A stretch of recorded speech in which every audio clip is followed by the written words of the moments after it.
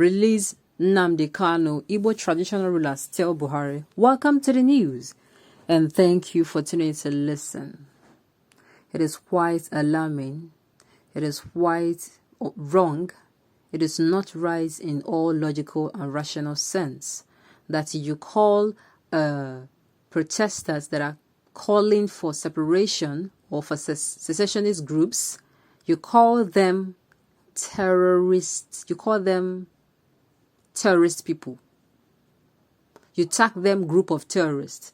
And the same people who are carrying out the main acts of terrorism, raping our children, raping our mothers, kidnapping our children, kidnapping our mothers, our fathers, our brothers, our sisters, our grandparents, are not called terrorists. In fact, you fight against anyone that calls them that name terrorists. In fact, you even say that they demand respect because they are human beings. And you even say that they should be granted amnesty. It is quite alarming. I keep asking myself, how did we get here? There are things we hear and logically you say, this thing is wrong. It is wrong in all sense. All wrong. It is wrong.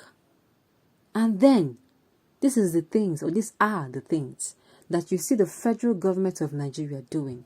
And I keep asking myself, if we are going to say, there are some things that some people will not know, doesn't mean that the government is not one. They have the executive arm of government, they have the legislative arm of government, and they have the judiciary arm of government. They have advisors. They have many people around them. Do you want to say all these people, they condone wrong, as in they call what is right wrong and what is wrong right? Then there's a problem. There is a problem if that is the case. There is a big problem. Please listen to the news. Igbo traditional rulers have called for a de-escalation of conflict in the southeast between federal government forces and members of the indigenous people of Biafra, IPOB, proposing term of settlement for both sides for peace to reign. Denouncing the incessant gruesome killings and destruction of property in the zone, the Southeast Council of Traditional Rulers have asked President Buhari to proscribe IPOB and release the group's leader, Nnamdi Kanu, from detention. The proposition is contained in a statement co-signed by Eze Joseph Nwabeke, Abia Obi Nnemeka Achebe, Anambra, Igwe L.O. Agbozu, Enugu, and Eze Isi Okeke, Imo, and make available to journalists on Tuesday in Owerri, Imo State. We believe that the dire situation in the country today calls for statesmanship, open and sincere dialogue in search for compromises, not allowing militarization which may ultimately threaten the very existence of the country, the statement reads. The council called on all disaffected individuals and groups in the zone to sheathe their swords and rally for mutual forgiveness and healing to end the internal strife.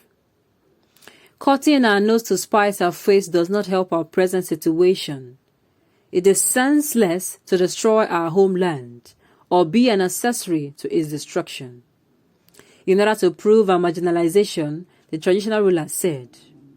They said the appeal became necessary to restore peace and normalcy and end the general atmosphere of fear, progressive militarization in the geopolitical zone.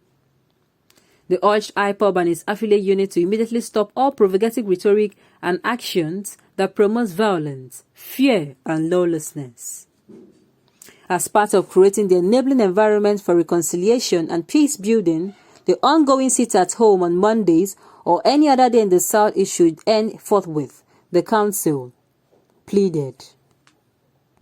This is exactly what the NSAS protests, the agitation of the secessionist groups, the Biafra Nation, and the Yoruba Nation. I am telling you, this is exactly what these people want.